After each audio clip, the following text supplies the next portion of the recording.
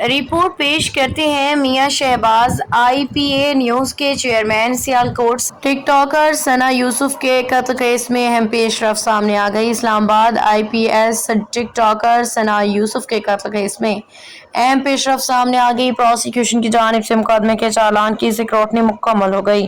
چالان میں عمر حیات کو ٹک ٹاکر ثنا یوسف کا قاتل قرار دیا گیا ہے۔ اسکروٹنی مکمل ہونے پہ چالان ڈسٹرکٹ اینڈ سیشن کورٹ اسلام آباد کو بھیج دیا گیا ہے۔ موسم گرما کی تعطیلات ختم ہونے پہ کیس کا باقاعدہ ٹرائل شروع ہوگا۔ پروسیکیوشن کی جانب سے مقدمے میں 31 گواہان کو شامل کیا گیا ہے۔ ثنا یوسف کی فیملی، ڈاکٹر، پولیس اہلکار سمیت دیگر گواہان کی فہرست میں شامل ہیں۔ اسکروٹنی ٹیم نے 1 ماہ سے زائد عرصے تک چالان کی اسکروٹنی کی۔ چالان میں عمر حیات کو ہی ثنا یوسف کا قاتل قرار دیا گیا۔ ملزم عمر حیات مجسٹریٹ کے سامنے قتل کا اعتراف بھی کر چکا ہے۔